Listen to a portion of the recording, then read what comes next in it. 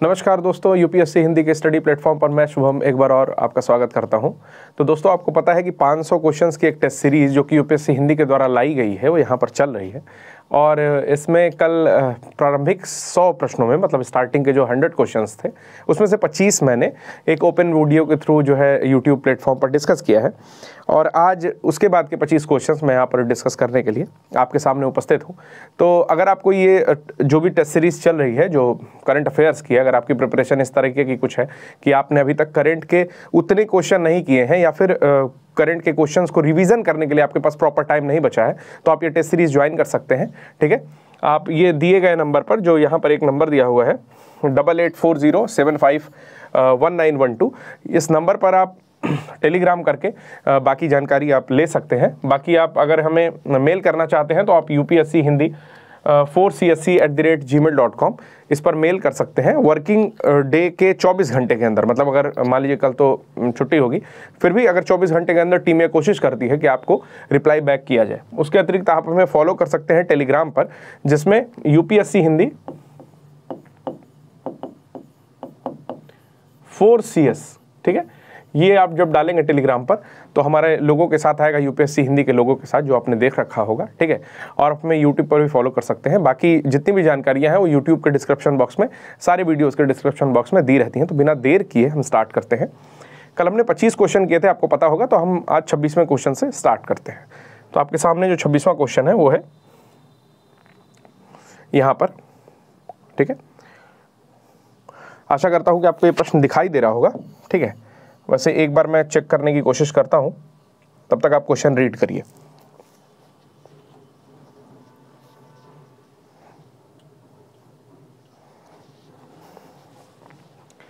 ठीक है, तो क्वेश्चन है, लोगों को मुफ्त पानी देने वाले देश का पहला राज्य कौन सा है। ठीक है, क्वेश्चन आपकी स्क्रीन पर है, लिखा हुआ है which is the first state in the country to provide free water to the people.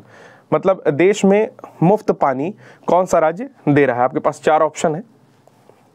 Option है Nagaland, Mizoram, Tripura and last option is Goa. तो आपको बताना है कि इसमें से कौन सा राज्य होगा। ठीक है, तो आशा करता हूँ आपने ट्राई कर लिया होगा और क्वेश्चन देख लिया होगा। तो इसका आंसर होगा गोवा। ठीक है, गोवा वो राज्य है जहाँ पर प्रमोद सावंत यहाँ के मुख्यमंत्री हैं।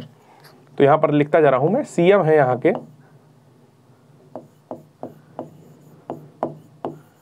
प्रमोद सावंत। ओके, गोवा वो राज्य है जहां पर मोल्लम राष्ट्रीय उद्यान है।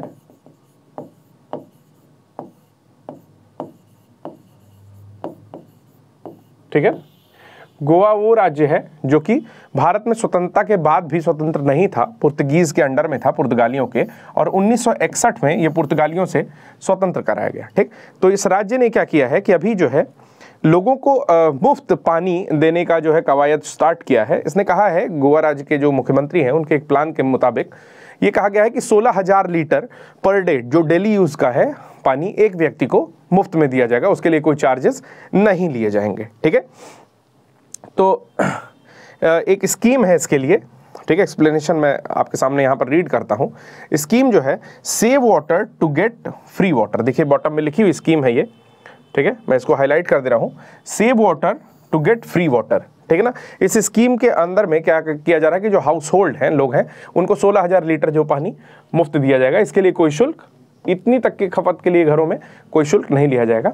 हिंदी में इस योजना का नाम है, सेम ही नाम है, save water to get free water. तो गोवा के बारे में मैंने 1-2 चीज़ आपको बताई है। मैंने ये बताया कि यहाँ पर एक मोल्लम राष्ट्रीय उद्यान है, उसके साथ यहाँ पर जो है एक और राष्ट्रीय उद्यान है जिसका नाम है भगवान महावीर राष्ट्रीय उद्यान। तो पहला मैंने बताया था मोल्लम राष्ट्रीय उद्यान, मोल्लम नेशनल पार्क, और दूसरा है भगवान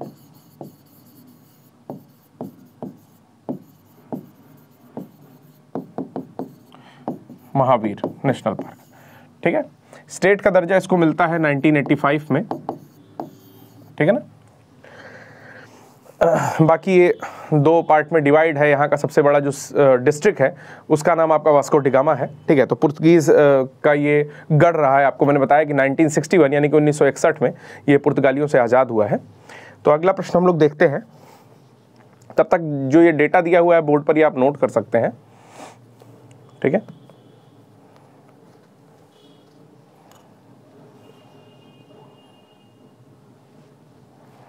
चलिए अगला प्रश्न की ओर बढ़ते हैं। अगला प्रश्न है यहां पर आपका कि which bank opened the floating ATM on Dal lake, ठीक है। कौन सा ऐसा बैंक है जिसने डल झील पर तैरता हुआ एटीएम खोला है, ठीक है। तो इस क्वेश्चन के लिए भी मैं आपको 2 सेकंड का टाइम देता हूं।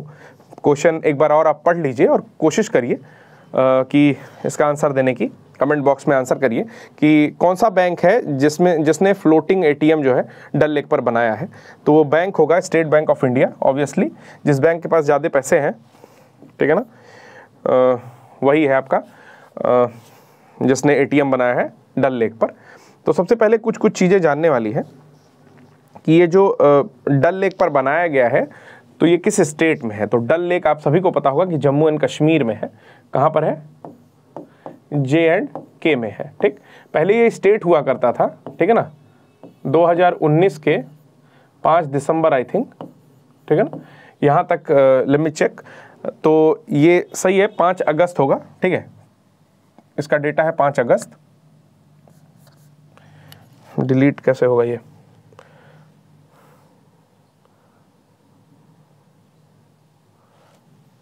ओके, तो 5 अगस्त 2019 तक जो है ये एक स्टेट हुआ करता था, यानी कि जम्मू एंड कश्मीर एक राज्य था, ठीक है। परंतु अब क्या किया गया कि जम्मू और कश्मीर और लद्दाख को अलग अलग यूनियन टेरिटरी या यूटी बना दिया गया है, ठीक है ना, केंद्र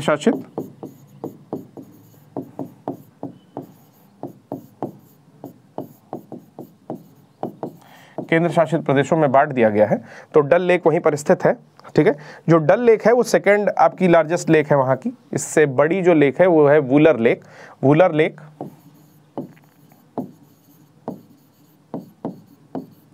लेक या वुलर झील जो है वो आपका फ्रेश वाटर लेक है, ठीक है ना, मीठे पानी की लेक होती है। वुलर लेक जो है वो मीठे पानी की लेक होती है। तो ये कुछ यहाँ पर इंफॉर्मेशन है।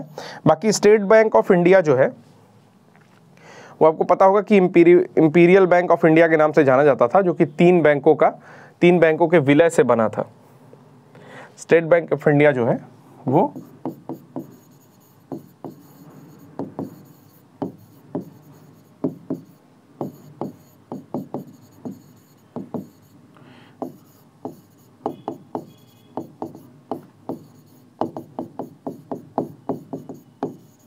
तीन बैंकों के विलय से बना था। तो उसका नाम था आपका उस समय इंपीरियल बैंक ऑफ इंडिया। 1921 के आसपास, ये बात है 1921 के आसपास की, ठीक है, ठीक। उसके बाद इसका नाम पड़ा स्टेट बैंक ऑफ इंडिया बाद में, ठीक है ना।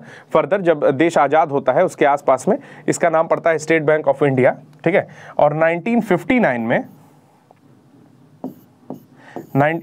में स्टेट बैंक ऑफ इंडिया नाम से एक्ट पारित हो गया, ठीक है, जिसका हेडक्वार्टर कहाँ पर है आप कमेंट बॉक्स में बता सकते हैं, लेकिन मैं आपको बता दे रहा हूँ, ठीक, मुंबई। तो एक बार एक्सप्लेनेशन मैं पढ़ देता हूँ बाकी क्या क्या है कि भारतीय स्टेट बैंक ने स्थानीय लोगों और पर्यटकों की सुविधा के लिए, देखिए, जम्मू कश्मीर के श्रीनगर में डल झील पर एक हाउस बोट में एक फ्लोटिंग एटीएम खोला है। तो इसे आप याद रखिएगा, परीक्षा की दृष्टि से बहुत ज़्यादा महत्वपूर्ण है, क्योंकि इस तरह का एटीएम या इस तरह की पहल किसी अन्य बैंक ने अभी तक तो नहीं की थी, जो फ्लोटिंग एटीएम है जम्मू कश्मीर की डल लेक में। तो इसलिए भी बहुत महत्वपूर्ण है। आपको पता होगा कि वहाँ पर हाउस बोट का बड़ा प्रचलन है। जब लोग घूमने जाते हैं तो हाउस बोट में रहना पसंद करते हैं, ठीक है। तो आगे लिख रहा है कि डल झील जो है श्रीनगर कश्मीर की एक प्रसिद्ध झील है, 17 किलोमीटर में फैली हुई झील है। 3 दिशाओं से पहाड़ी में कोई बहुत इंपॉर्टेंट चीज़ें नहीं है, ठीक है। ये जम्मू कश्मीर की दूसरे सबसे बड़ी झील है। तो जो सबसे बड़ी झील होती है वो मैंने आपको बता दिया कि वो है वुलर लेक या वुलर झील, जो कि मीठे पानी की झील है, ओके। तो चलते हैं हम लोग नेक्स्ट क्वेश्चन पर। नेक्स्ट क्वेश्चन है आपका आपके स्क्रीन पर यहाँ, ठीक है। नेक्स्ट क्वेश्चन है, with which state is the Solang festival which was in discussion recently. Question थोड़ा सा यहाँ पर इंग्लिश उतनी करेक्ट नहीं लिखी हुई है, हिंदी में पढ़ता हूँ। हाल ही में चर्चा में रहा सोलांग त्योहार का संबंध किस राज्य से है। ठीक है, तो आप अपना आंसर बताने के लिए तैयार हो जाइए। मैं आपको फिर से 2-3 सेकंड का टाइम देता हूं। ठीक है, ठीक है, तो चलिए बात करते हैं इस विषय में। जो आपका सोलांग त्योहार है ये मनाया जाता है आपका अरुणाचल प्रदेश में, तो इसका आंसर होगा बी, अरुणाचल प्रदेश। ठीक है ना, इस क्वेश्चन का आंसर होगा अरुणाचल प्रदेश। इसके साथ ही हम कुछ बातें और जानते हैं, जैसे पहले एक्सप्लेनेशन देख लेते हैं कि सोलांग जो है वो most popular festival of the आदि ट्राइब, वहाँ पे एक ट्राइब रहती है जिसका नाम है आदि ट्राइब। ठीक, तो सबसे पहले आपको ये पता चला कि जो अरुणाचल प्रदेश है उसकी ट्राइब यानी कि जनजाति एक रहती है जिसका नाम क्या है,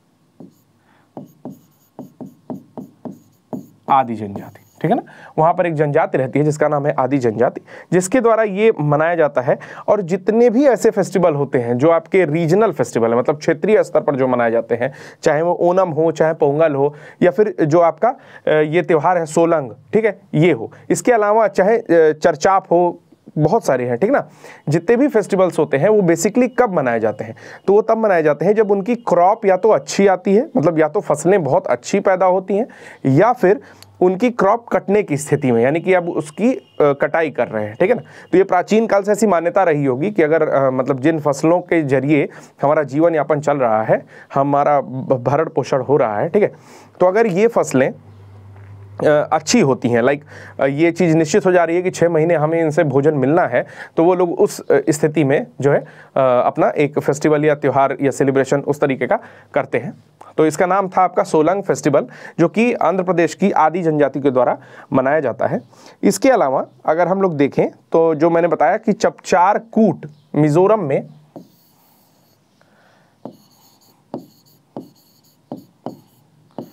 चपचार कूट, ठीक है ना, ये भी जो है मनाया जाता है। त्रिपुरा में गरिया पूजा,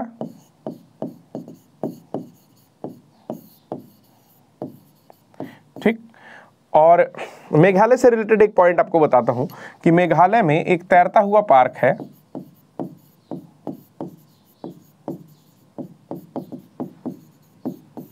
जिसका नाम है किबुल लामजाओ।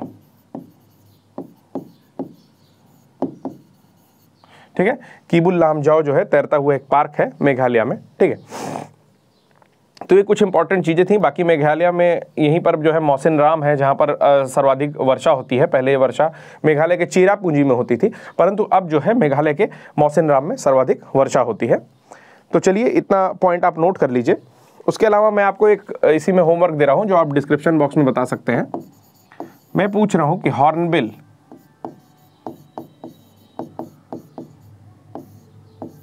हॉर्नबिल महोत्सव नॉर्थ ईस्ट के किस राज्य में मनाया जाता है। ठीक है, ये आंसर आप कमेंट बॉक्स में करिएगा। चलिए चलते हैं अगले प्रश्न की ओर।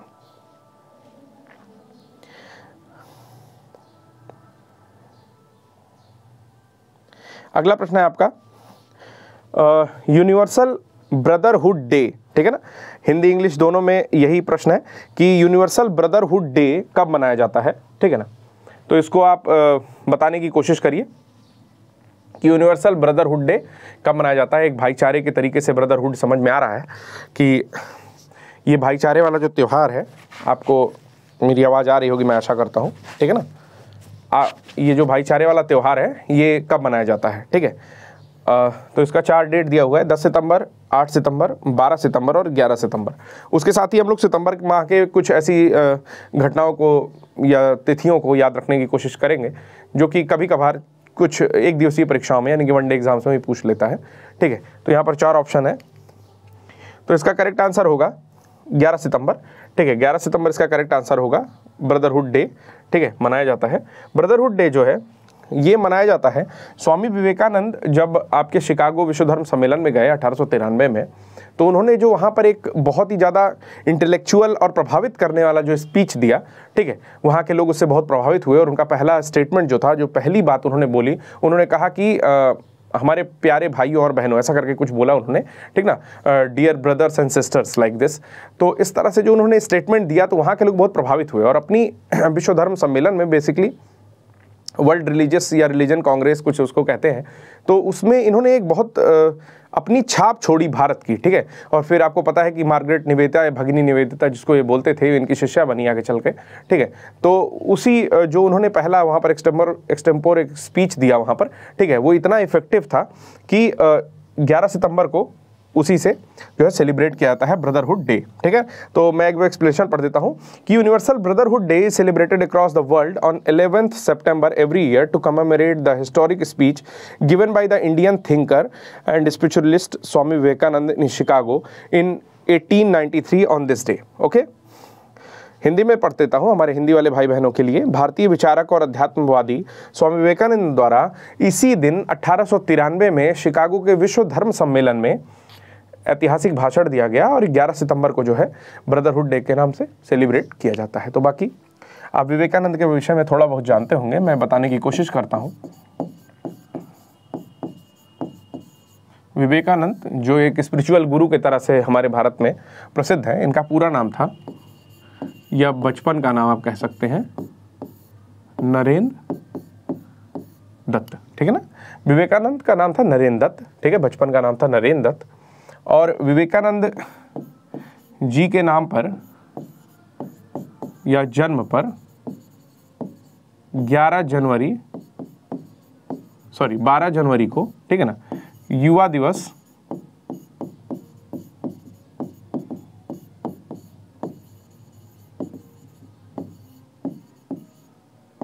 या यूथ डे भी मनाया जाता है।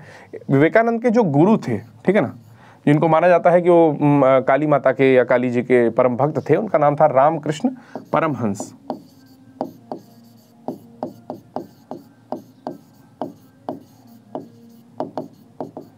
ठीक है ना, रामकृष्ण परमहंस, ठीक। और इसी को देखते हुए विवेकानंद जी ने रामकृष्ण मिशन की स्थापना की,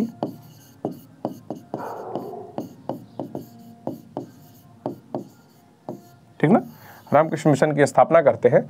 और विवेकानंद जी की याद में जो है कन्याकुमारी के आसपास में, मतलब भारत का जो अंतिम सिरा है या अंतिम छोर है, ठीक है, वहाँ पर विवेकानंद जी की ही याद में आपका उस समय बनाया गया था रॉक मेमोरियल, ठीक है। तो उसका नाम है, विवेकानंद जी की याद में जो बना था उसका नाम है विवेकानंद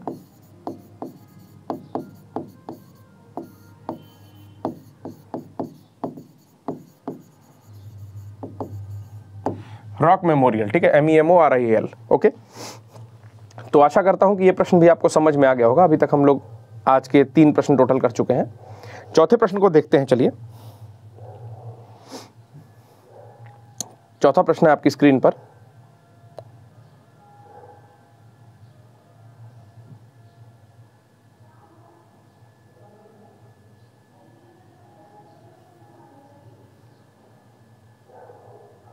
जी, चौथा प्रश्न आपकी स्क्रीन पर आ चुका है। तो प्रश्न है कि भारत किस वर्ष G20 शिखर सम्मेलन की मेजबानी करेगा। क्वेश्चन इंग्लिश में लिखा हुआ है कि in which year will India host the G20 summit. तो ये बहुत ही आसान प्रश्न है, आप इसको बहुत आसानी से बता सकते हैं। कल इससे रिलेटेड कुछ चीज़ें भी डिस्कस हुई हैं, ठीक है ना, तो आप इसको बताने की कोशिश करिए।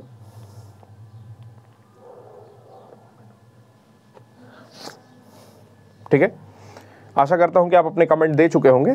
तो चलिए देखते हैं इसका आंसर होगा इंडोनेशिया, ठीक है ना।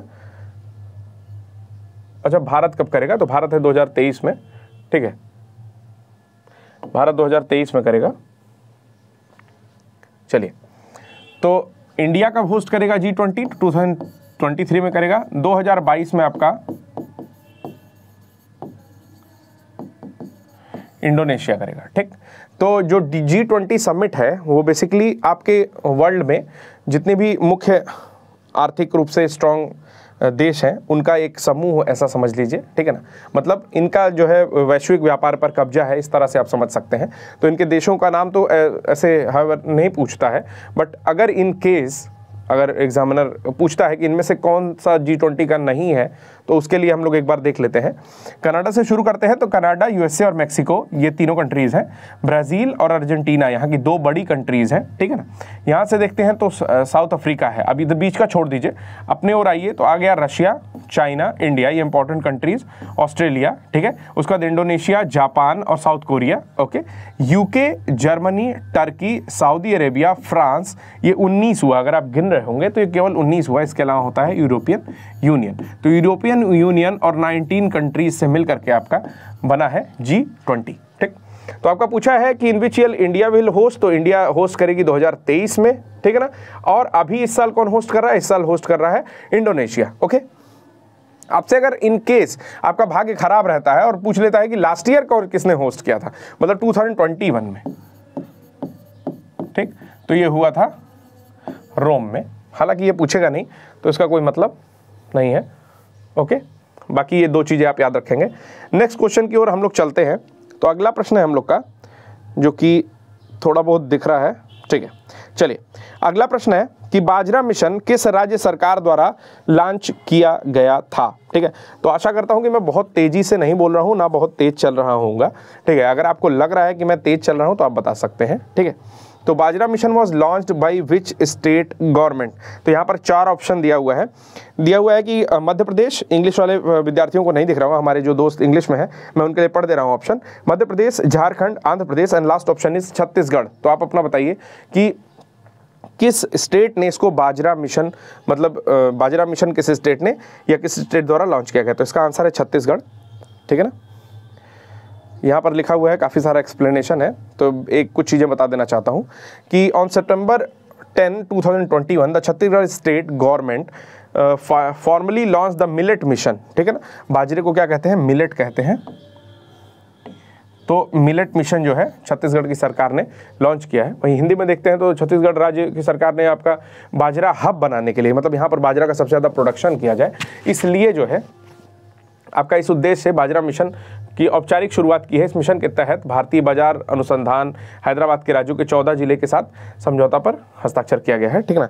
किसानों को क्या किया जाएगा कि मूल्य विशेषज्ञों की इनपुट सहायता से विशेषज्ञता मिलेगी, मतलब जितनी हेल्प हो सकती है बाजरा प्रोडक्शन के लिए उतनी हेल्प जो है यहाँ पर आपकी छत्तीसगढ़ की सरकार करने के लिए तैयार है। और यूएन ने, ठीक है ना, इसमें एक पॉइंट और है कि यूनाइटेड नेशन ने 2022-23 यानी कि अगर केवल एक वर्ष पूछता है तो 2023 को, ठीक है ना, मिलेट ईयर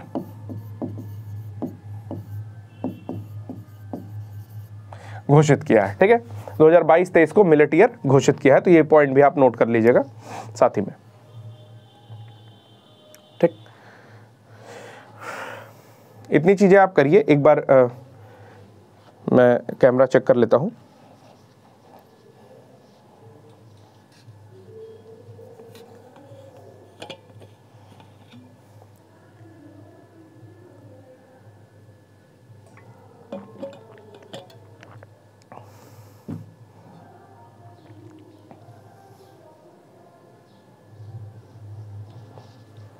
चलिए,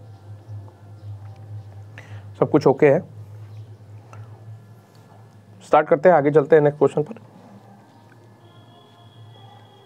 ठीक। अगला प्रश्न है आपका, in which country is the mammoth cave which is discussion recently, which is in discussion recently. मतलब मैमथ केव के नाम से, ठीक है, या मैमथ गुफा के नाम से एक केव है जो कि चर्चा में थी पिछले कुछ टाइम से, ठीक है। तो उस प्रश्न को भी शामिल किया गया है इस 500 प्रश्नों के क्रम में। तो वो किस स्टेट की है, यानी कि स्टेट आई मीन टू से किस कंट्री की है, ठीक है। तो 4 ऑप्शन है आपके, संयुक्त राज्य अमेरिका, जापान, फ्रांस और चीन, United states of America, Japan, something hanging लिखा हुआ है, चाइना एंड फ्रांस, ओके। ये ऑप्शन नहीं है तो ये याद रखिएगा।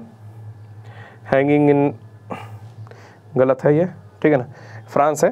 तो जब ये इसमें एक एलिमिनेट हो गया तो केवल तीन ऑप्शन बचे हैं, इसमें से कोई भी आप एक क्लिक कर सकते हैं जो आपको अप्रोप्रिएट लगे। तो बिना पहली बुझाए बता देता हूँ, यूएसए का है वो, ठीक है। तो यूएसए में एक केव है जिसकी जब लास्ट टाइम में उसको कैलकुलेट किया गया था तो उस टाइम से लगभग 1.5 गुनी वो बढ़ी हुई पाई गई है, मैमथ केव उसको नाम दिया गया है, ठीक है। तो काफ़ी ये एक तरह से भूतही केव एक हॉन्टेड केव टाइप की लग रही है, मेरे पढ़ने में मुझे तो हॉन्टेड टाइप लगी, ठीक है, कि केव कैसे बढ़ सकती है। तो आइए इसका एक्सप्लेनेशन देखते हैं एक बार।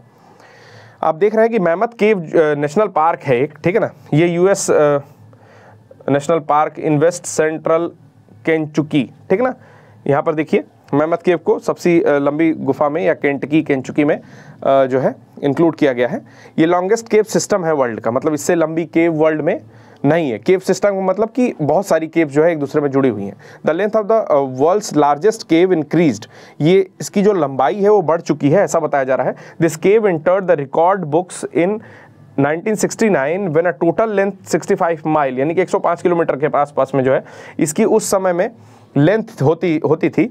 After which the length of mammoth cave has increase to 232 kilometre, अब इसकी जो लंबाई है वो 232 किलोमीटर हो गई है। यानी कि जो मैमथ केव है जब ये 1969 में प्रकाश में आई, बहुत ज़्यादा लाइमलाइट में थी, ठीक है, तो जब उसको नापा गया उस समय तो 105 किलोमीटर के आसपास में उसकी लंबाई थी।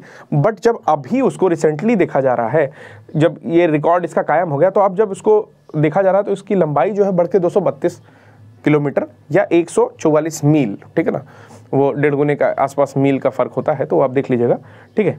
तो इतना जो है इसकी लंबाई में परिवर्तन हो गया, इसलिए मैं कह रहा था थोड़ा सा हॉन्टेड सा लग रहा है ना, थोड़ी हॉन्टेड केव है, ठीक है। तो चलिए देखते हैं नेक्स्ट क्वेश्चन। हाँ, इसके साथ साथ आपका यूनाइटेड स्टेट्स ऑफ अमेरिका आप जान ही रहे हैं कहाँ पर है, ठीक है ना। यूएसए हमेशा न्यूज़ में रहता है, विश्व की सबसे बड़ी शक्ति है एक तरीके से यूएसए। यहाँ पर एक नेशनल पार्क है, ठीक है ना,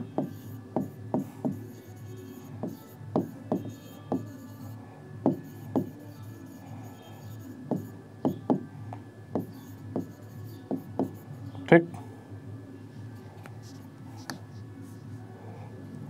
सब कुछ मिट जा रहा है।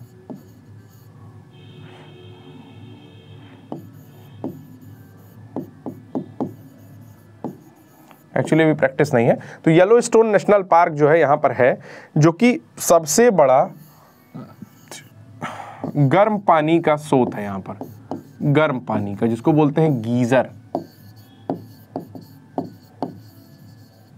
ठीक है, नेचुरल गीजर, यानी कि यहाँ से पानी जो है निकलता है। बेसिकली है क्या, ये डॉर्मेंट वॉल्केनो था एक, ठीक है ना। डॉर्मेंट मतलब सुषुप्त ज्वालामुखी थी ये, ठीक है। इस सुषुप्त ज्वालामुखी के ऊपर ही ये पूरा बसा हुआ है, ठीक।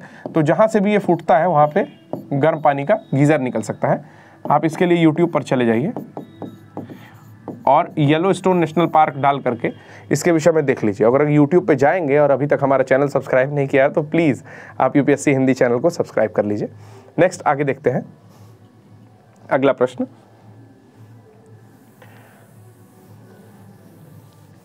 ठीक है, अगला प्रश्न देखते हैं।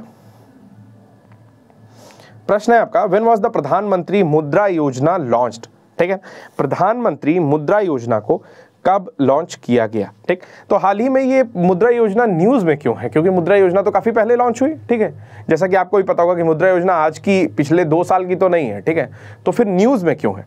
ठीक, इसे क्यों क्वेश्चन शामिल किया गया है, तो आप सोच रहे होंगे स्टैटिक क्वेश्चन है। ठीक है, तो अभी इसी अप्रैल के आसपास में 7 साल पूरे हुए हैं मुद्रा योजना के, तो ये बहुत ज़्यादा न्यूज़ में आ गई। ठीक है, तो अगर इससे डायरेक्ट क्वेश्चन नहीं पूछता है कि कितने वर्ष पूरे हुए, फिर भी आप मैच द फॉलोइंग में इसको देख सकते हैं कि 4 स्कीम्स दे देगी। ठीक है, एक स्वच्छता अभियान का दे देगा, जनधन योजना दे देगा, मुद्रा योजना दे देगा और कुछ भी एक और दे देगा। ठीक है, और उसमें आपको थोड़ी सी कंफ्यूजन हो सकती है कि इस तरह के प्रश्न कहाँ से आए। तो इस तरह के प्रश्न यहीं से आए। मैं सारी योजनाओं के विषय में आपको बताता हूँ।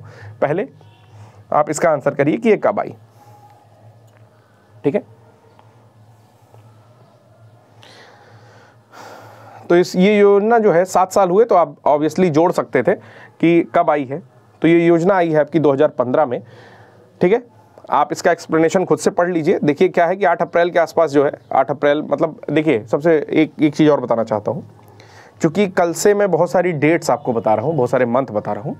ठीक है, तो मंथ या डेट मैं बस एक डेटा के रूप में आपको बता देता हूँ। ठीक है, बेसिकली आपको ना मंथ याद रखना है, ना ही आपको डेट याद रखनी है। ठीक है, इतनी बात पहले आप समझ लो कि डेट और मंथ याद नहीं रखनी है, एक लम सम चीज़ें याद रखी जाती है। लम सम का मतलब क्या होता है कि जैसे अभी 7 साल पूरे हुए। ठीक है, मैंने बताया कि अप्रैल में 7 साल पूरे हुए, तो आप एक बार बैठा लो कि ठीक है 2022 में इसके 7 साल पूरे हो रहे हैं। ठीक है, जस्ट इतना इनफ है आपको एग्जामिनेशन में जाके क्वेश्चन को टिक करने के लिए। आप एग्जैक्ट डेटा लाइक आप डेटा बैंक बनने की कोशिश मत करिए। ठीक है, कभी भी मत करिएगा, डेटा बैंक वनडे वाले बच्चे बनते हैं, वनडे एग्ज़ाम वाले, क्योंकि एक दिन में उन्हें सब कुछ करना रहता है। तो अगर आप वनडे एग्जाम की प्रिपरेशन कर रहे हैं और उसी तरीके से पीसीएस की भी करना चाह रहे हैं तो थोड़ा सा डिफरेंस कर लीजिए कि एक लम सम डेटा याद करके आपका पीसीएस में काम चल जाएगा। कंसेप्ट्स को ज़्यादा फॉलो करिए। हालांकि करंट अफेयर्स में डेटा भी रटना है, बहुत ज़्यादा डेटा रटना है क्योंकि एग्जैक्ट डेट्स पूछी जाती हैं, फिर भी आप कोशिश करिए कि लम सम ही लेकर के चला जाए जिससे आपका भी कोई लॉस ना हो। ठीक है, तो चलिए एक्सप्लेनेशन एक बार देख लेते हैं कि 8 अप्रैल 2015 को गवर्नमेंट ऑफ इंडिया जो है उन्होंने लॉन्च की प्रधानमंत्री मुद्रा योजना। तो आपको पता है मुद्रा योजना किस लिए लॉन्च की गई? ये जो है लोन प्रोवाइड करती थी स्मॉल एंटरप्राइजेस को, माइक्रो मतलब एमएसएमईज के थ्रू एफोर्डेबल टर्म्स में लोन प्रोवाइड करती थी। एफोर्डेबल मतलब होता है कि वहन योग्य शर्तें, मतलब जितना वो व्यक्ति एमएसएमई यानी कि माइक्रो स्मॉल मीडियम एंटरप्राइजेस जो होती हैं, ठीक है, तो वो जो वहन कर सके, इसमें जो लोन होता था वो 50,000 रुपये से 1 लाख रुपए तक का आसान शर्तों में जो है लोन होता था। ठीक, अब बात करते हैं जन धन योजना की।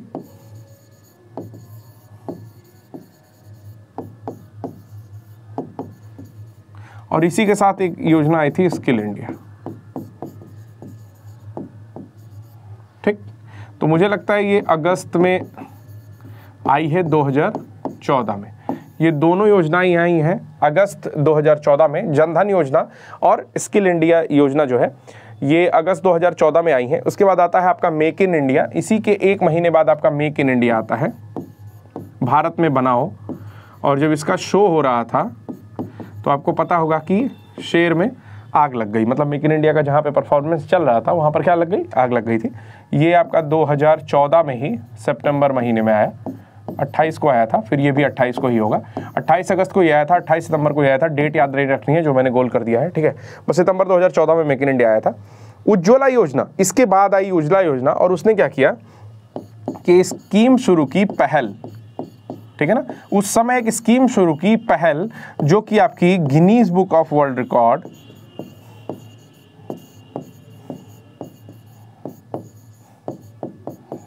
गिनीज बुक में क्या हो गया? उसका नाम हो गया। आशा करता हूं आपको दिख रहा होगा ये कि पहल योजना के थ्रू जो है गिनीज बुक में उसका नाम हो गया। तो ये योजना आपकी आई थी, कब आई थी? मैंने बताया कि 2016 में आई थी, ठीक है ना। यूपी से स्टार्ट हुआ था, आई थिंक 2016 मई के आसपास ये योजना आई थी। मुझे एग्जैक्टली डेट नहीं मालूम है, डेट का कुछ करना नहीं है, ठीक है। तो वो योजना थी आपकी जिसमें रसोई गैस बांटते थे, पहल स्कीम उसके अंतर्गत आई थी, ठीक है। उज्ज्वला योजना नाम था।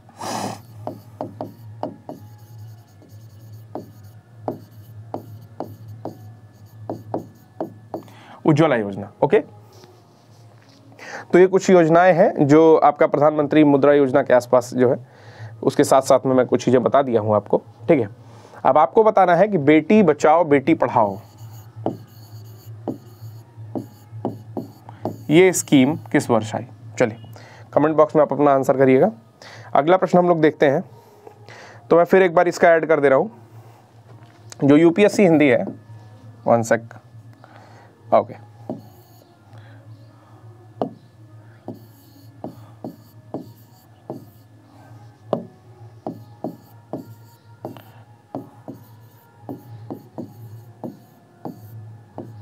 यूपीएससी हिंदी जो है, ठीक ना, ये कई सारे प्रोग्राम चलाती है। तो उसमें अभी आपके 500 करंट अफेयर्स के क्वेश्चन,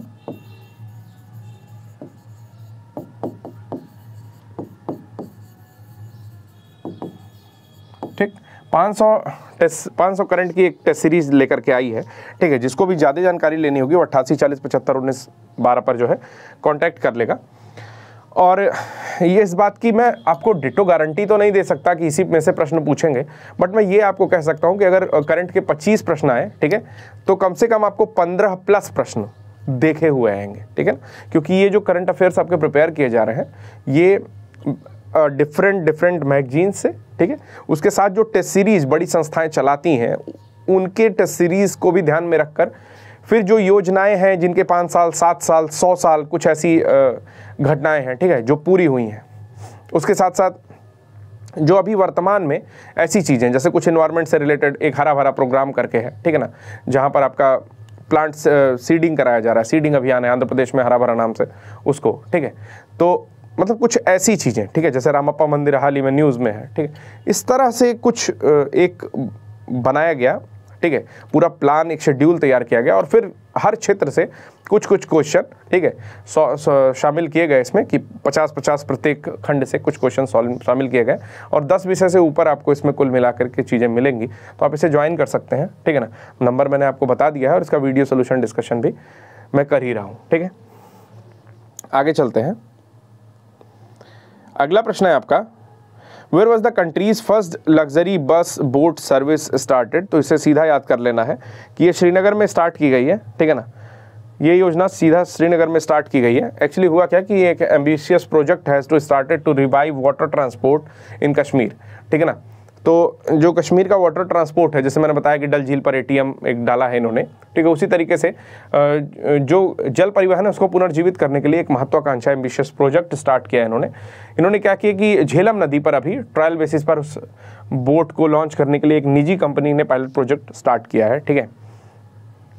तो जो झेलम रिवर है उस पर यह चीज़ स्टार्ट की गई है। नेक्स्ट क्वेश्चन हम लोग देखते हैं, ड्राई राशन योजना, ठीक है ना। ये जो ड्राई राशन योजना है, recently in which state the dry ration scheme, ठीक है ना, ड्राई राशन स्कीम कहाँ स्टार्ट की गई है, ठीक। तो इसमें 4 ऑप्शन है आपका, मेघालय, त्रिपुरा, मणिपुर और लास्ट में उड़ीसा। तो बताइए ड्राई राशन स्कीम कहाँ स्टार्ट की गई है। तो इसका आंसर है आपका उड़ीसा।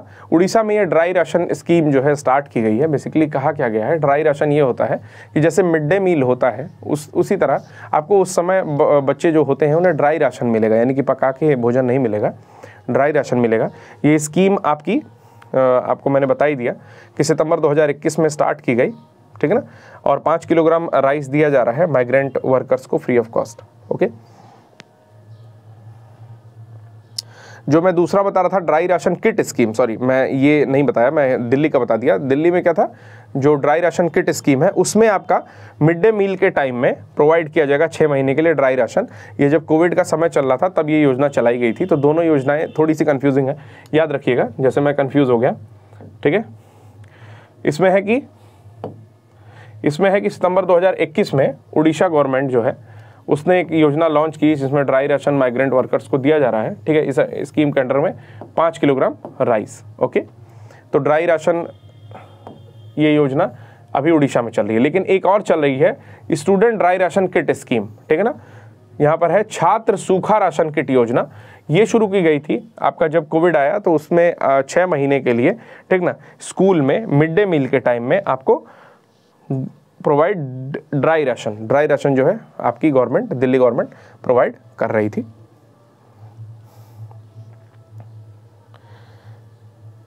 इसमें उड़ीसा से रिलेटेड एक बात बता दीजिए, उड़ीसा में आपका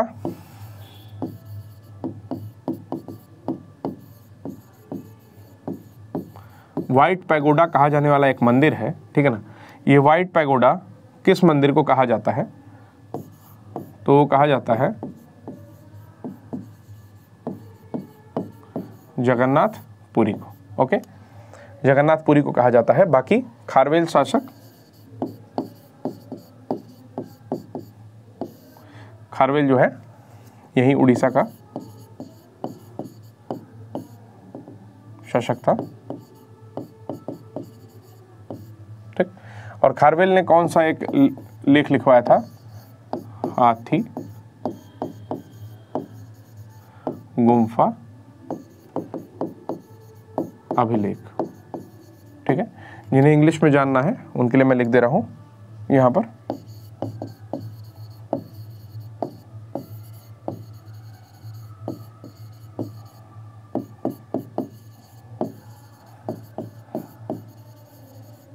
हाथी गुम्फा इंस्क्रिप्शन, ओके। तो ये कुछ उड़ीसा से रिलेटेड बातें हैं, ठीक। फिर स्टार्ट करते हैं। चलिए अब मुझे दिल्ली से रिलेटेड एक बात बताइए। पहला, दिल्ली से रिलेटेड एक बात कि कब, सॉरी,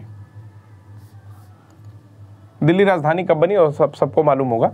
आप बताइए दिल्ली जो है कब बसाई गई,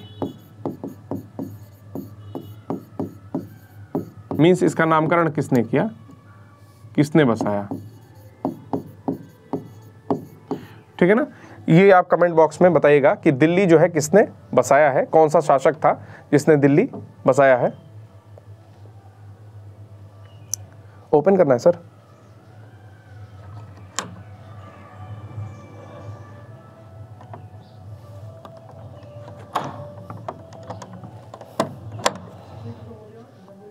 ठीक, चलिए ये क्वेश्चन आप लोग दे दीजिएगा आंसर में, ठीक है ना। नेक्स्ट क्वेश्चन देखते हैं हम लोग। नेक्स्ट क्वेश्चन है वैश्विक नवाचार सूचकांक, ठीक है ना, ग्लोबल इनोवेटिव इंडेक्स जो 2021 का आया था, उसमें इंडिया की क्या रैंकिंग है। ये क्वेश्चन आपके स्क्रीन पर है, आप बताइए कि इंडिया की रैंकिंग कौन सी है, 42वीं, 44वीं, 46वीं या 48वीं। तो इंडिया की रैंकिंग है 46, ठीक है ना।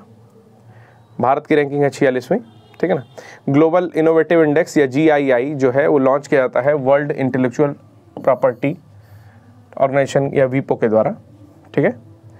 वीपो के द्वारा ये लॉन्च किया जाता है, ठीक है ना, जो संयुक्त राष्ट्र की एक विशेष एजेंसी है जो क्षमता नवाचार के क्षेत्र में सफलता के अनुसार उनकी वार्षिक रैंकिंग को देती है। ये ध्यान देने योग्य है कि 2015 में, मेंस के लिए भी आप इसको कोट कर सकते हैं कि 2015 में जो 86वें स्थान पर भारत था, ठीक है, वो अब 2021 में 46वें स्थान पर आ गया है। यानी कि कहीं ना कहीं कुछ ना कुछ इनोवेटिव आइडियाज़ या उस क्षेत्र में कुछ प्रयोग किए जा रहे हैं, इनोवेशंस जो है भारत में हो रहे हैं, ठीक। आगे कह रहा है कि स्विट्जरलैंड, स्वीडन और US और UK consistently at the top of the innovative rankings. ये जो है चारों कंट्रीज, स्विट्जरलैंड, स्वीडन, US और UK, ये चारों देश जो है लगातार शीर्ष पर बने हुए हैं। पिछले 3 वर्षों से 5 में टॉप 5 में शामिल है, ठीक है। और कोरिया गणराज्य वर्ष 2021 में पहली बार जो है टॉप 5 में आया है। तो क्वेश्चन आपका कोरिया के ऊपर पूछ सकता है भारत के साथ साथ, तो आप याद रखिएगा कि कोरिया जो है वो टॉप 5 कंट्रीज में, ठीक, आ गया है। चलिए अगला प्रश्न देखते हैं। इसके साथ साथ जो है कुछ और रैंकिंग्स मैं आपको बता देता हूं, जैसे करप्शन इंडेक्स में, ग्लोबल हंगर इंडेक्स में, करप्शन परसेप्शन इंडेक्स में, उसके बाद ग्लोबल हंगर इंडेक्स में, करप्शन परसेप्शन में है भारत की रैंकिंग एकदम ग्लोबल हंगर में भारत की रैंकिंग एकदम शुभ अंक यानी कि 101वीं है, और करप्शन परसेप्शन में है भारत की रैंकिंग 85वीं, ठीक है। तो 3 चीज़ें आप याद रख लीजिए, ग्लोबल इनोवेटिव इंडेक्स है, ठीक है, उसके अलावा आपका एक ये है करप्शन परसेप्शन इंडेक्स जो कि आपका 85वीं रैंक है, और ग्लोबल हंगर इंडेक्स है जो कि 101वीं इसमें रैंक भारत की बनी हुई है, ठीक है। आगे देखते हैं।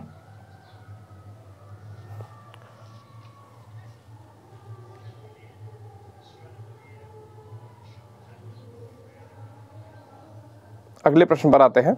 अगला प्रश्न, recently in which state the tea park was establish during September 2021। तो सितंबर बहुत महत्वपूर्ण नहीं है, महत्वपूर्ण ये है कि छाय गांव, असम का एक छाय गांव है जहां को चाय स्टेट के नाम से जो है या चाय टी पार्क के रूप में घोषित किया गया है। क्योंकि होगा क्या, वहीं पर आपकी पत्तियां जो है वो पीसी जाएंगी, ठीक है, फिर आगे पत्तियों की ढुलाई, मतलब जो भी लॉजिंग होती है उसकी, ठीक है, उन्हें भेजना, इस तरह से एक पूरा एरिया विकसित किया गया है, ठीक है।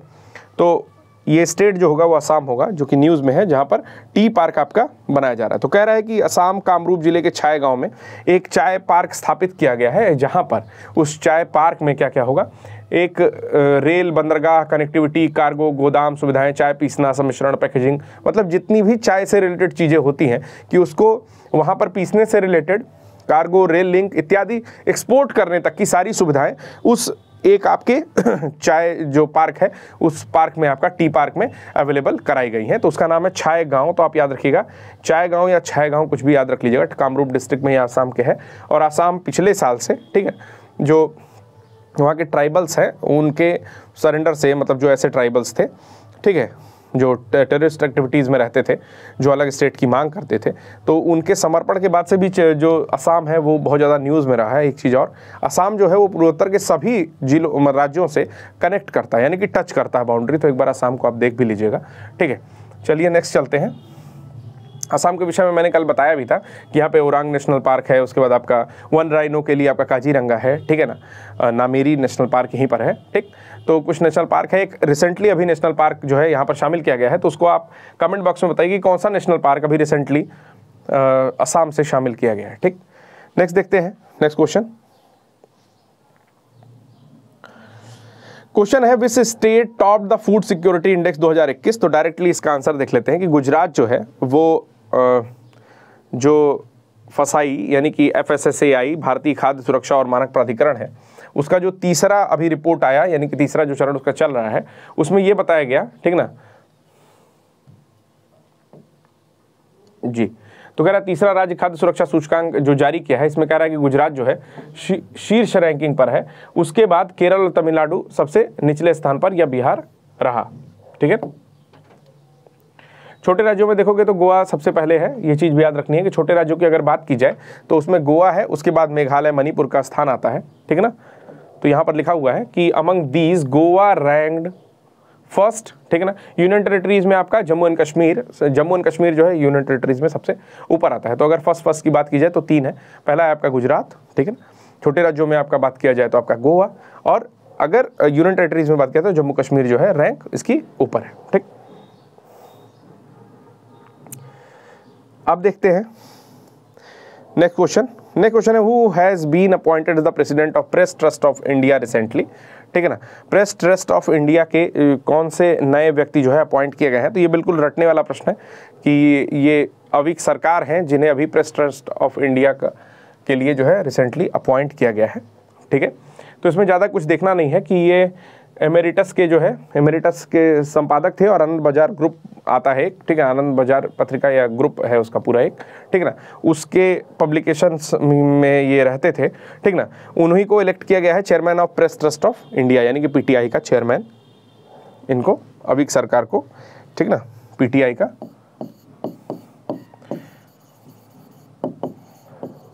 चेयरमैन। ठीक, तो आनंद बाजार ग्रुप पब्लिकेशन, ठीक ना, और एमेरिटस, ठीक, इसके VC थे और इसमें एमेरिटस में एडिटर थे सर।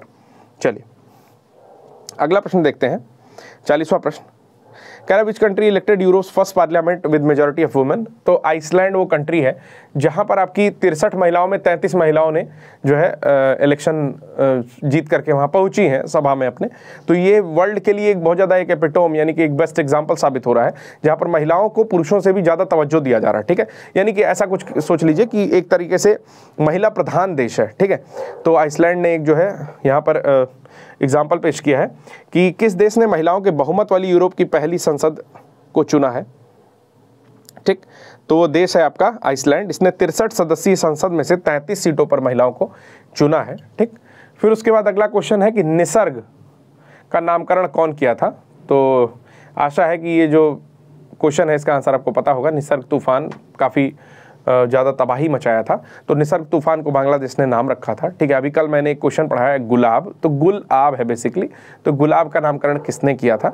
तो इसका भी मैंने आपको आंसर किया था कि पाकिस्तान ने गुलाब का नामकरण किया है। ठीक है, अगर फिर से कोई उष्णकटिबंधीय चक्रवात आता है और नंबर भारत के नामकरण का होता है तो उस चक्रवात का नाम होगा तेज, ये भी मैंने कल आपको बताया था। ठीक, हालांकि इसके बाद जो चक्रवात आएगा उसका नामकरण आपका थाईलैंड करेगा, तो वेट करिए, थाईलैंड जब उसका नामकरण करता है वो भी मैंने कल आपको बताया है कि क्या नाम होगा। आप कमेंट बॉक्स में बताइए कि उसका नाम क्या मैंने बताया था। चलिए अगला प्रश्न देखते हैं कि पिंक बॉल में शतक लगाने वाली तो स्मृति मंधाना है, जो उन्होंने पिंक बॉल से जो है सेंचुरी मार दी है। ठीक है, स्मृति मंधाना को आप अगर नहीं जानते हैं तो सर्च करके देख लीजिए, भारत की एक प्लेयर है, ठीक है, जिन्होंने पिंक बॉल से टेस्ट क्रिकेट में शतक लगा दिया और ये पहली महिला बनी है पिंक बॉल से टेस्ट क्रिकेट में शतक लगाने वाली। तो ये भी क्वेश्चन इंपॉर्टेंट है क्योंकि मतलब ऐसा समझ लीजिए कि पेपर सेटर जो है ऐसा क्वेश्चन दे देगा जिसमें लोगों का इंटरेस्ट नहीं है। ठीक है, बेसिकली जो गर्ल्स होंगी, ठीक है, जिन्हें क्रिकेट से थोड़ा सा कम मतलब रहता है, हालांकि ऐसा सबके साथ नहीं है,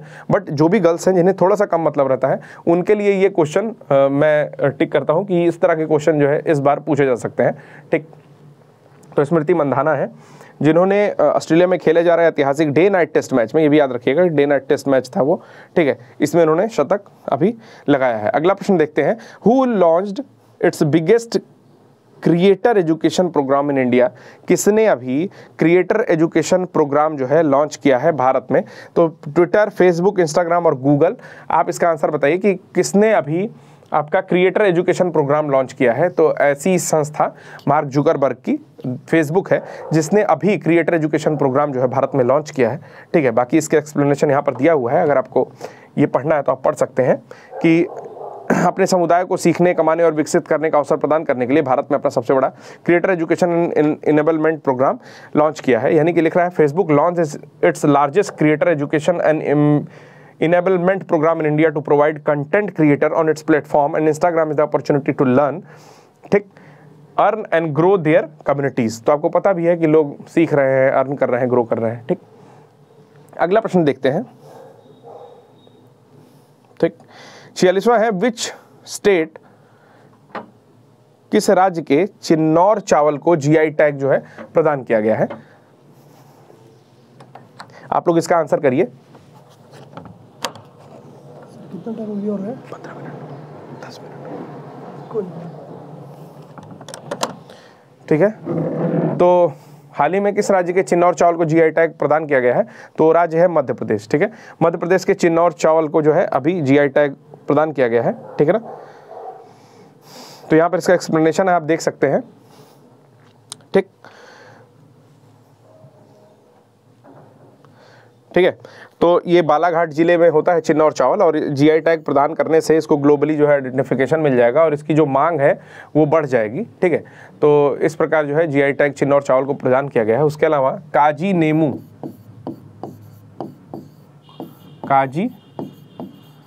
नेमू ये आसाम का है।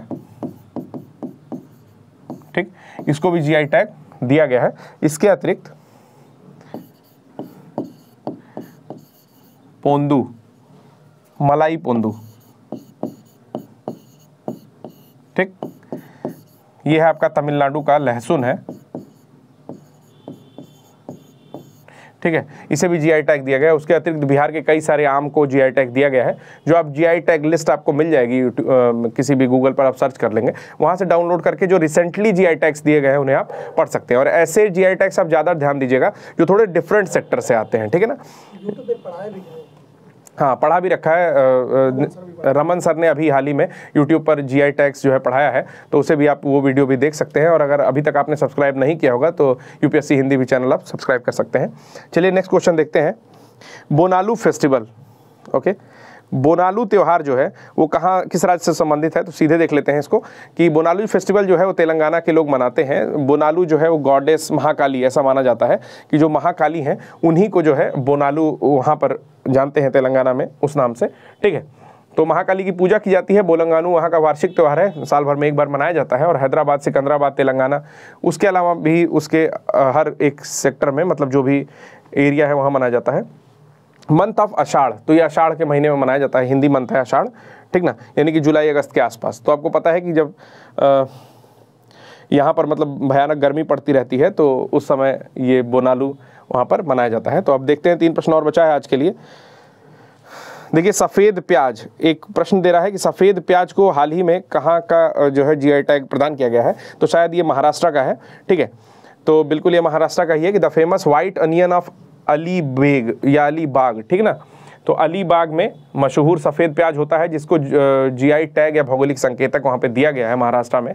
ठीक है, अब जीआई टैग क्या होता है तो मैं एक बार और बता चुका हूँ आपको। जीआई का फुल फॉर्म होता है जियोग्राफिकल आइडेंटिफिकेशन, मतलब कि किसी क्षेत्र विशेष में पाया जाने वाला कोई ऐसा चीज़ जिसको ये टैग देने से उसका मतलब महत्व तो बढ़ जाता है और वो ग्लोबली मतलब पूरे वैश्विक रूप से उसको जाना जाता है। ठीक है, लोग उसको खरीदने के लिए, यूज़ करने के लिए ज़्यादा प्रेरित होते हैं। जैसे रसोगुल्ला उड़ीसा और वेस्ट बंगाल में काफ़ी टाइम से चल रहा था, तो अंततः जो है जीत गया वेस्ट बंगाल उसमें जीआई टैग के मामले में। फिर देखते हैं, in which state the Umngot river, तो उमंगोट रिवर जो है ये किस राज्य की है? तो मेघालय की है। जब हम लोग अभी शाम में पंचायत करते हैं, पिछले 20 दिनों से पंचायत चल रही है लगभग, तो इसमें भी जो है दूसरे तीसरे दिन मैंने ही पूछा था उमंगोट रिवर कहाँ की है। तो ये रिवर हाल ही में चर्चा में है, तो इसे आप याद रखिएगा कि मेघालय की रिवर है ये। ठीक है, और ये जो है क्लीनेस्ट रिवर इन इंडिया, ये इसलिए चर्चा में है क्योंकि ये सबसे साफ नदी है। ठीक है ना, मतलब ये जो रिवर है, मान लीजिए कि ये रिवर यहाँ पर है, ठीक है, और आप बोट से चल रहे हो, ठीक, तो ये इतनी क्लीन रिवर है कि अगर ये उसका बॉटम है, मतलब कि यहाँ पर पत्थर पड़े हुए हैं, तो बिल्कुल आप जो है अपनी आँख से साफ साफ देख सकते हो। मतलब इतनी ज़्यादा स्वच्छ नदी है उमंगोट रिवर।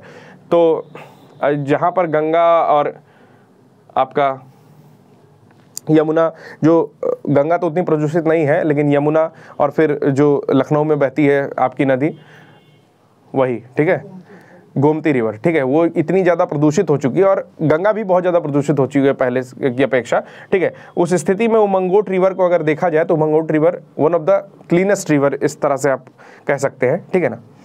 तो अगला प्रश्न देखते हैं हम लोग, गुरु घासीदास राष्ट्रीय उद्यान। तो ये अभी कल आपको पढ़ाया गया है कि गुरु घासीदास राष्ट्रीय उद्यान कहाँ है, ठीक है। आप अगर गौरव सर का क्लास देखे होंगे तो उसमें मिला होगा। गुरु घासीदास राष्ट्रीय उद्यान जो है ये भी न्यूज़ में है, ठीक है, ये छत्तीसगढ़ में है, और ये आपका बैकुंठपुर डिस्ट्रिक्ट में या बैकुंठपुर जिले में स्थित है। 2001 में इसकी स्थापना की गई थी, ठीक है। इसके और भी जो है इसमें 2-3 नदी बहती है राष्ट्रीय उद्यान से, जिसका नाम है हसदेव, गोपद, और तीसरी नदी है आपका अरपा रिवर, ठीक। तो गुरु घासीदास नेशनल पार्क जो है न्यूज़ में है, छत्तीसगढ़ में है, और गुरु घासीदास और एक और किसी को मिला के जो है 53वां टाइगर रिजर्व जो है कमेंट करके घोषित कर दीजिएगा, और बाकी आप कमेंट करिए। तो इधर ये 48 प्रश्न हुए, उधर 50 प्रश्न हो गए हैं, तो अब समझ में नहीं आ रहा क्या किया जाए। चलिए आगे देखते हैं, ठीक है। अगला प्रश्न देख लेते हैं, मिशन कवच कुंडल। तो आपको इसी से आइडिया लग गया होगा कि कवच कुंडल किस लिए होता है। तो कवच कुंडल जो है, जैसे मान लीजिए जो कर्ण था वो जब पैदा हुआ तो उसके पास अपने आप सूर्यपुत्र था, तो कवच और कुंडल जो है उसको मिला हुआ था। तो कवच कुंडल क्या करता था, सेफ्टी करता था, ठीक है। तो उसी तरीके से आप कवच कुंडल याद कर लेंगे कि महाराष्ट्र सरकार की एक स्कीम है, ठीक है। महाराष्ट्र सरकार की स्कीम है इम्यूनाइजेशन की। क्या कह रहा है कि state government of Maharashtra has launch the special covid vaccination campaign called mission कवच कुंडल with the target of vaccinate 15 lakh people daily. 15 lakh लोगों को आपका सुई कोंच के, ठीक है, वैक्सीनेशन करते थे, ठीक है, कोविड के लिए। तो ये कवच कुंडल स्कीम है कोविड-19 के लिए, ठीक है ना। कवच कुंडल स्कीम है, इसको याद रखिएगा आप लोग, ठीक है। ये भी परीक्षा की दृष्टि से बहुत महत्वपूर्ण प्रश्न है, ठीक। अगला देखते हैं कि लुखा नदी हाल ही में चर्चा में रही है, ये कहाँ की रिवर है, ये आज का आखिरी प्रश्न होगा, ठीक है। तो लुखा रिवर जो है वो मेघालय की रिवर है। ऐसा दावा किया जाता है कि इसको डिटॉक्सिक पायलट प्रोजेक्ट के तहत डिटॉक्सिफाई कर दिया गया। मतलब ये नदी पहले काफ़ी प्रदूषित थी और अभी वहाँ पर कुछ विशेष टाइप की एल्गीज लाके उसको एक तरीके से जीवन वापस दिया जा रहा है, ठीक है ना, रिजुनवेट किया जा रहा है। तो रिजुनवेशन में इसका काफ़ी नाम जो है इस समय लुखा रिवर का निकला हुआ है, न्यूज़ में है। तो ये मेघालय की रिवर है। यहाँ पर एक बार एक्सप्लेनेशन आप लोग देख लीजिएगा। कह रहा है कि यह नदी पूर्वी जयंतिया हिल से बहती हुई बांग्लादेश तक बहती है। मुख्य सहायक नदियों में लूनर और नरपू रिजर्व फॉरेस्ट की पहाड़ियों से बहने वाली कई धाराएँ हैं, ठीक है। तो ये जो है मृत अवस्था में पहले थी, ठीक है। फिर यहाँ पर कई टाइप की एल्गीज को जो है इम्प्लांट किया गया। उन एल्गीज की मदद से धीरे धीरे ये नदी जो है डिटॉक्सिफाई हो रही है, ठीक। तो ये थे आज के 25 क्वेश्चन, ठीक है। टोटल 2 दिन में हम लोग 50 क्वेश्चन टोटल डिस्कस कर चुके हैं। मैं आपको फिर से एक बार बता देना चाहता हूँ कि टोटल ये 500 प्रश्नों की सीरीज है, जो कि 100 प्रश्न रोज के बेसिस पर 5 प्रश्न पत्र के माध्यम से आपको प्रोवाइड किया जाएगा। अगर आपकी करंट की प्रिपरेशन उतनी अच्छी नहीं हुई है या आप करंट के लिए उतना टाइम नहीं दे सकते, क्योंकि आज से अगर काउंट किया जाए तो 1 महीने 10 दिन का समय है या 1 महीने 8 दिन का 9 दिन का समय है आपके पास, ठीक है। आपको लगता है कि करंट के लिए आप उतना एफर्ट नहीं कर पाओगे लास्ट टाइम में, तो आप बिल्कुल ये सीरीज जो बनी हुई है ये आप ही के लिए बनी हुई है, जिसका वीडियो सोल्यूशन भी आपको प्रोवाइड किया जाता है और विद इन 1 आवर आप पूरा रिवीजन इसके मदद से कर सकते हैं, ठीक है। तो यूपीएससी हिंदी के इस नंबर पर, ये जो नंबर दिया हुआ है, ठीक है, 88 40 75 19 12, इस पर आप टेलीग्राम कर दीजिए। इसके अतिरिक्त आप 95 19 78 0078 पर भी जो है टेलीग्राम कर सकते हैं और इस बैच या इस कोर्स में जो है अपने आप को एनरोल करा सकते हैं, ठीक है। तो इसके कई सारे फ़ायदे हैं कि मैं कोशिश करता हूं कि इस क्वेश्चन के साथ साथ स्टैटिक के भी कुछ पोर्शन जो है कवर कर दिए जाएँ, जो कि आपके एग्जामिनेशन पॉइंट ऑफ व्यू से उतने ज़्यादा नहीं बट फिर भी इंपॉर्टेंट होंगे, ठीक है। तो आज के लिए बस इतना ही, धन्यवाद।